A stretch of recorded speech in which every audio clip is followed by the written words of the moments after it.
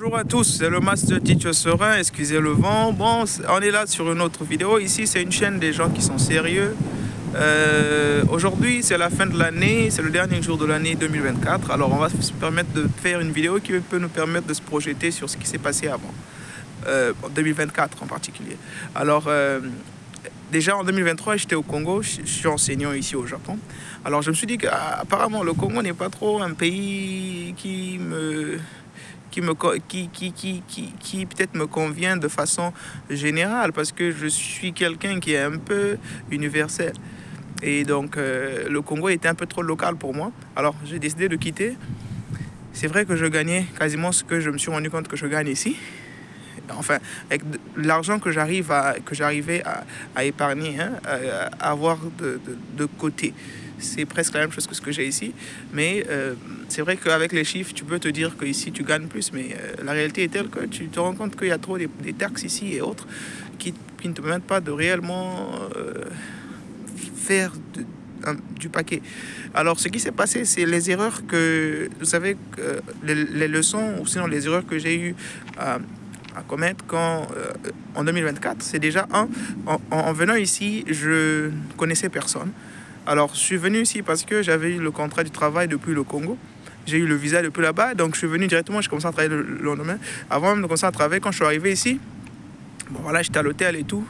Bon, je continue, donc la première chose, c'est parce que je ne connaissais personne. Et ça m'a pas facilité la tâche parce que j'étais perdu dans ce système ici où je devrais forcément avoir de soutien que par la compagnie qui m'a employé. Et donc, parfois, ces gens-là, ils ne sont pas là pour ton bien, hein, ils sont là pour leurs intérêts. Et donc, j'ai été abandonné à eux. Je n'aime pas le choix. La deuxième chose, c'est la langue. Quand je suis venu ici, il y a des choses qu'on fait ici qu'il faut forcément que ça se passe en japonais. Et mon niveau de japonais était très nul. Et donc, c'était difficile. Ça encore, ça m'a rendu encore plus esclave du système de la compagnie. Alors, la troisième chose, c'est que le système ici est tel que c'est vraiment... c'est comme une prison. Quand je suis venu ici, j'étais à l'hôtel, j'étais venu peut-être 2 jours avant que la formation ne commence. Alors, déjà, je payais moi-même parce que la compagnie avait enregistré mon nom à partir du jour qu'ils vont commencer leur formation. Et donc, la vie ici à Tokyo est très chère, donc je payais seul. Et j'ai attendu, j'ai fait une semaine à l'hôtel, on a fini les formations et autres. Et là, donc, il fallait commencer officiellement le boulot. Et donc, il fallait trouver aussi un logement. Alors, comme je ne connaissais personne, j'ai dû rentrer dans leur système là, d'accepter leur offre, de me trouver un appartement. Alors, ils m'ont trouvé un appartement dans les compagnies qu'ils appellent Léo Palace ici, qui en réalité est comme une collaboration de la compagnie, une autre partie de la compagnie. Alors, le problème avec cette compagnie-là, Léo Palace là, c'est qu'on te demande le key money. Le key money, c'est comme de l'argent que tu leur donnes juste comme ça parce que pour les montrer peut-être que tu sais qui va occuper leur maison. Et donc, tu viens, tu dis salut, bon voilà, je vais louer votre maison, donc prenez cet argent-là pour prendre un pot de vin. Et donc, c'était dans les 1 million quelque chose. Alors, il faut payer ça gratuitement. Ça ne contribue en rien avec les mois qui vont venir. Moi, je me disais même que ça devait même être l'argent de la caution ou bien quelque chose comme ça. Mais non, rien. C'est juste l'argent pour le bonjour. Alors, quand je suis rentré dans le système, c'est tel que le mois, j'ai déjà payé ça là. C'était un prêt que j'ai pris. Et le mois, j'étais en train de payer dans les 300 000 un appartement comme un studio où il n'y a presque rien du tout à l'intérieur. Et je payais quasiment 300 000 le mois. Et donc, à la fin, tu te rends compte que tu es étouffé, là. Je suis rentré dans ça pendant 3 mois. Je me rends compte que, bon, au début, je me suis dit peut-être que quand tu voyages et tu viens dans un nouveau pays pour s'établir et tout, peut-être que ça prend du temps, peut-être que c'est difficile. Mais après, je me demande que c'est le système qui est difficile. Et si je n'arrive pas à trouver les moyens pour m'en sortir, ça sera difficile jusqu'à la fin de ma vie. Je me suis rendu compte que, bon, l'idée peut-être, c'est de trouver plus de travail pour que je puisse gagner un peu plus, vu que le système est fort. Alors, quand je suis arrivé, j'ai commencé à postuler pour plusieurs types de boulots. J'ai eu encore 2 boulots de suite, donc là, j'avais maintenant 3 boulots. Alors, avec les 3 boulots, peut-être j'arrivais à essayer d'avoir un petit plus comme argent de poche, mais ça n'arrivait toujours pas à assouvir mes besoins. Et je me suis rendu compte que non. Apparemment, je dois réduire aussi mes expenses, mes dépenses. Et donc, ce que j'ai eu à faire, c'est que j'ai déjà décidé de quitter la maison là. Mais quand je quitte encore la maison, c'est que le contrat, c'était mentionné dans le contrat, mais sauf que vous savez que quand vous êtes là, vous n'avez pas le choix, vous ne pouvez pas trop bien réfléchir. Donc j'ai lu ça dans le contrat, mais bon. Quand il faut quitter la maison, j'ai quitté à 5 mois.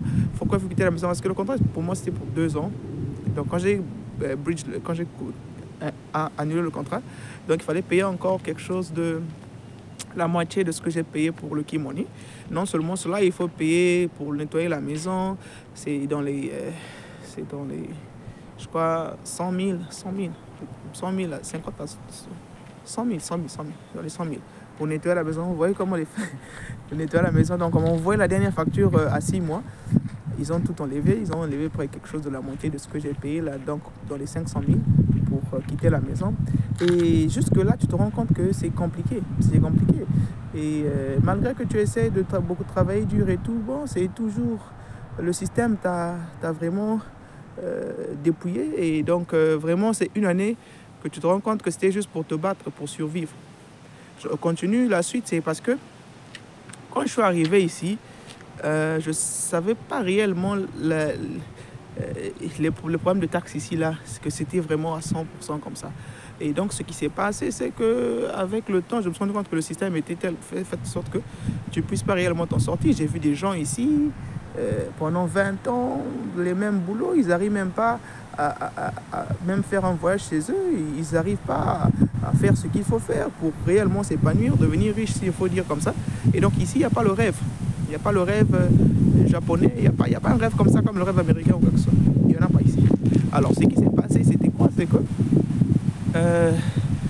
le salaire, je trouve, qui est bas. Et les problèmes sont plus ici. Et je me suis dit, bon, peut-être qu'il me fallait peut-être me réorienter. Le français, c'est difficile. Pour trouver... une niche peut-être qui va me faire payer, qui va me donner plus d'argent. Alors, allez, à l'université même, j'ai eu à étudier l'informatique. Et parce que je cherchais l'argent,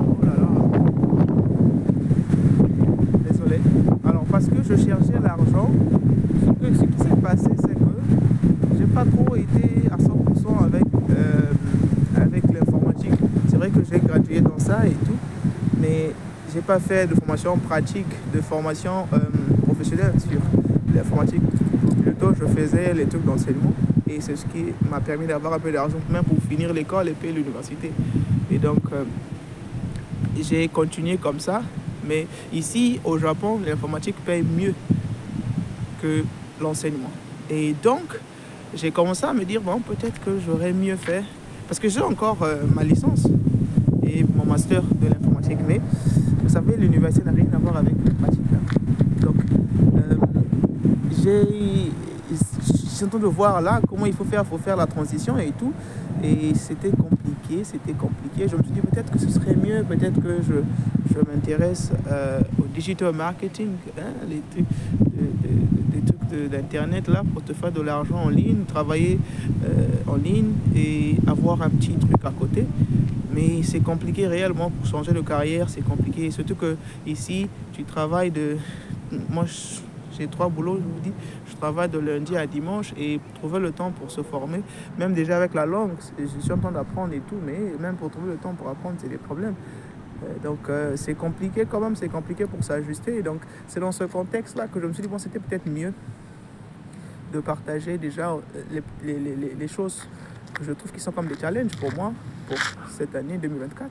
Donc en premier lieu, c'était déjà le fait que je suis venu ici sans pour autant connaître qui que ce soit. Ça m'a coûté cher. Le fait de ne pas connaître la langue en venant, le fait de faire confiance à leur système qui, en réalité, n'est pas forcément pour t'aider à avancer. Et c'est parce que si je connaissais personne, j'étais abandonné à moi-même.